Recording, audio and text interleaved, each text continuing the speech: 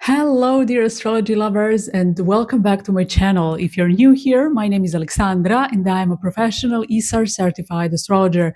In today's video, we're covering the astrological transits for August 2026 and what a month it's going to be. We're entering the eclipse season, and on top of that, Mercury, Venus, Mars, and the Sun are all changing signs. Also, Mercury has just finished its retrograde journey through Cancer, and we're all eager to finally accelerate and move forward again. If July was marked by delays, misunderstandings, a melancholic mood with Mercury retrograde in Cancer, insecurity as well, or questioning different areas of your life, August is going to be quite the opposite.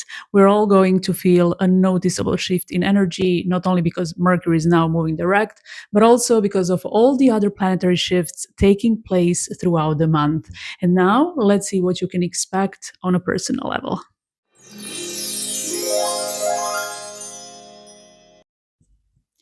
Hello, dear Taurus Rising. This is your horoscope for August 2026. I have great news. Venus, your ruler, is entering the sign of Libra in your sixth house on August the 6th. And besides ruling your rising sign, Venus is also the natural ruler of Libra, which means it will feel quite comfortable while being in that sign. Of course, slight oscillations are possible depending on the aspects Venus forms, but overall, this is a positive transit. And what does it mean for you? You could feel the shift in energy and in the way you feel about yourself. Over the past few weeks, Venus has been in Virgo in your fifth house, and Mercury has been retrograde in Cancer. So July might have been emotionally exhausting and unstable, especially when it comes to your love life, being positive, and having fun in general. It might have brought some old contacts back into your life, or you could have simply found yourself drifting back into the past, which may have triggered feelings of melancholy, overthinking with Mars and Uranus in Gemini, that's also ruled by Mercury. And overall, replaying old situations in your mind. And Venus, your ruler, is also in its fall in Virgo because it's too rational, focused on imperfections and even the smallest details. So this may have affected your overall mood throughout July. And now the atmosphere is changing significantly as Venus enters Libra. It will bring more peace, balance, and harmony into your life. Since Venus will be transiting your sixth house, this will mainly affect your daily routine, habits, health, work, and everyday life. So you may notice that your focus is shifting from your love life to more practical things that are part of your daily routine. With Venus in Libra in your sixth house, this can make some space, or you can make some space in your schedule for self care, beauty, and pay more attention to your work life balance because Libra is all about finding a perfect balance in life.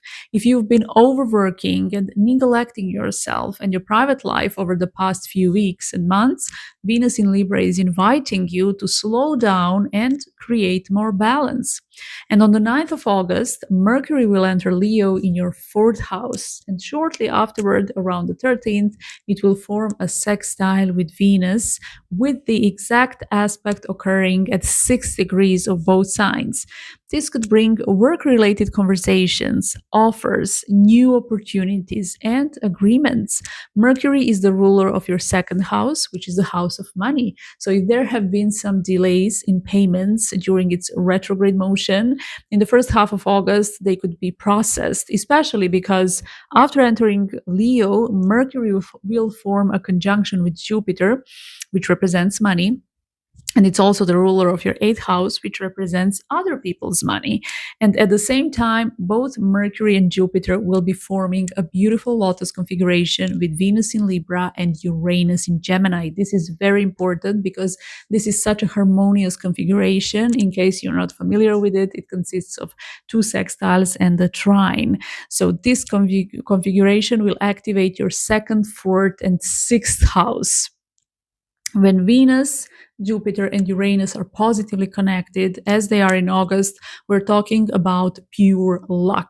it's a blessing from the universe. So if you have similar aspects in your birth chart, this August could bring positive changes into your life.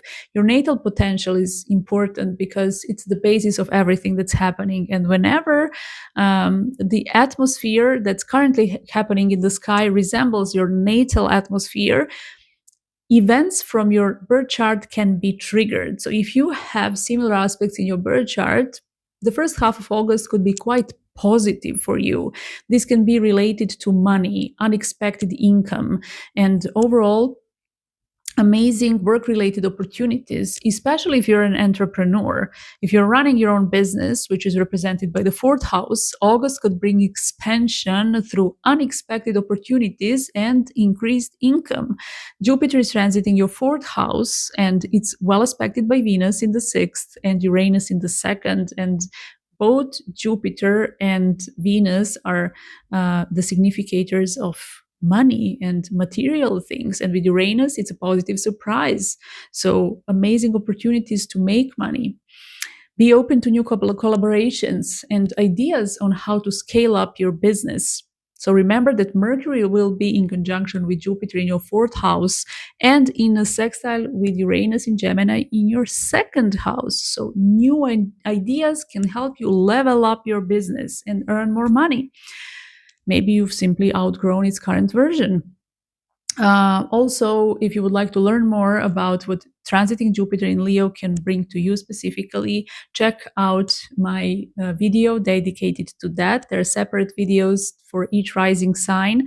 In your case, I believe that the video is titled Taurus Rising Transiting Jupiter in Leo 2026-2027. So check it out after this one. And then with Uranus involved, of course, the atmosphere is amazing for anyone who'd like to become a content creator, influencer, or a digital marketing expert. If that's what you want, August is your month, specifically the first half of August. There could be some positive circumstances, pleasant surprises, and great news at home, even because of the fourth house. So, the first half of August is amazing for your family life as well. Then Venus in Libra in your sixth house will be forming another powerful configuration, which is a kite configuration. It literally looks like a kite. And it will form it with Uranus in Gemini in the second house, or Pluto in Aquarius in the 10th, and Neptune in Aries in the 12th. The only challenging aspect in this configuration will be the opposition between Venus and Neptune.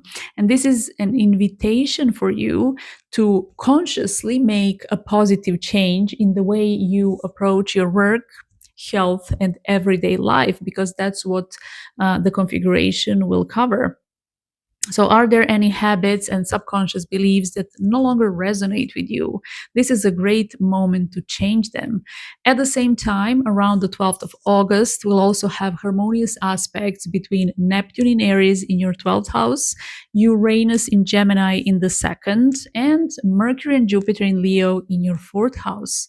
This is such a powerful transit for creative work and new ideas. If you work in any field that requires imagination, design, innovation, the first half of August could be incredible, productive for you. It's great for freelancers and people who work in graphic design, for example. This aspect could literally spark your imagination and you could feel like you're just downloading ideas. So make sure you use it consciously, because the main approach to astrology shouldn't be, oh, what will happen to me, but how can I use this period in the best possible way? And on top of that, on the 12th of August, we'll also have a solar eclipse at 20 degrees of Leo in your fourth house. If you have any planets around this degree of Leo, you could experience significant events over the next 6 months, especially when it comes to your private life, family, private business, or one of your parents even. It's good to know that the conjunction is absolutely the strongest aspect. And then if you have any planets around 20 degrees of the other fire signs, as well as the air and fixed signs, this eclipse could shake them up a little bit and awaken their natal potential. So check which houses they rule and what kind of story they have to offer. This solar eclipse, which is also a new moon, occurs on the south node, which usually triggers karmic experiences or endings that clear the way for something new.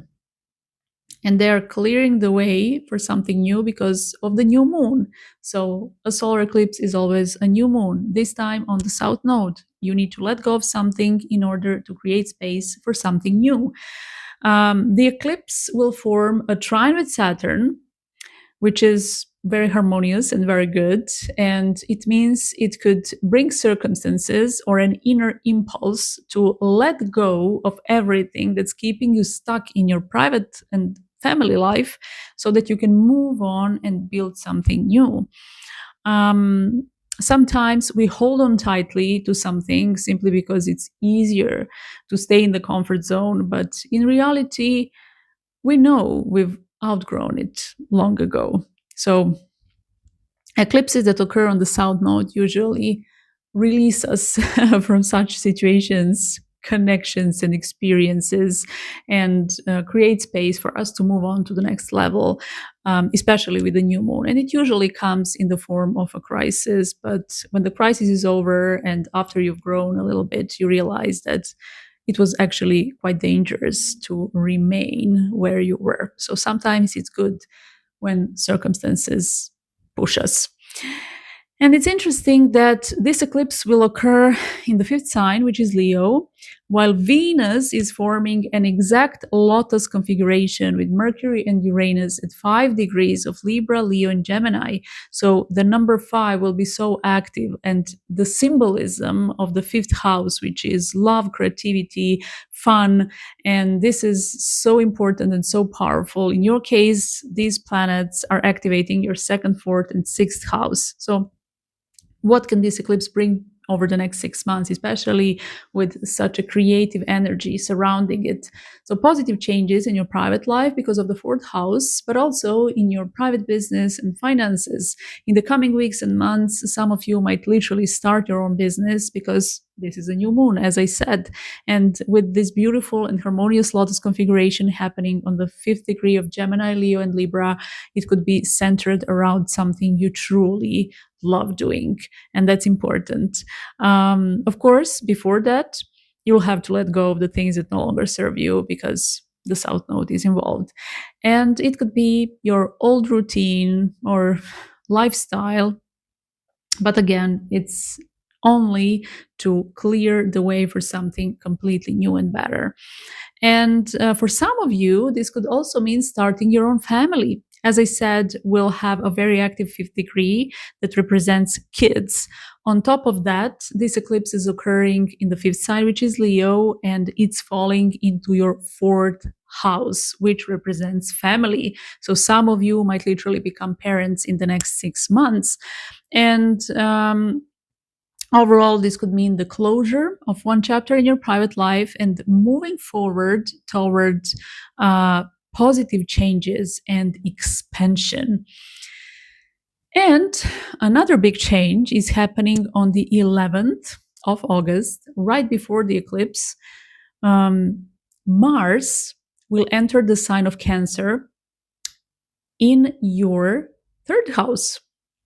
And right after stepping into Cancer, it will form a T square with Venus in Libra and Neptune in Aries. And this Mars is the ruler of your second house as well.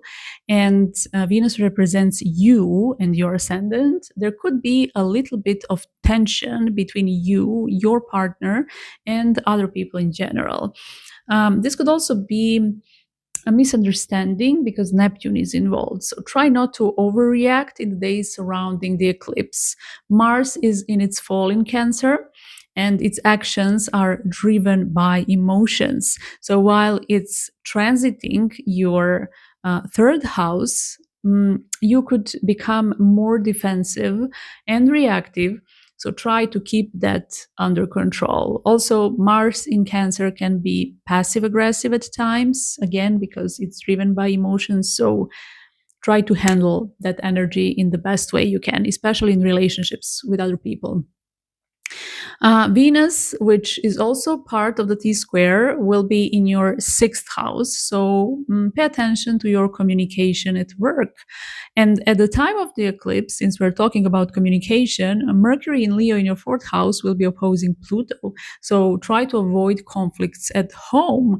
Eclipses represent sensitive periods in general because one of the luminaries becomes dark, and the luminaries represent our consciousness. So pay attention to that around the eclipse. It's best to avoid overreacting or saying too much, especially with Mercury opposing Pluto, and Mercury will be in Leo, so it can be quite dramatic. And overall, you could say something that's too harsh and not only hurt others, but also end up getting hurt yourself because it could backfire in different ways.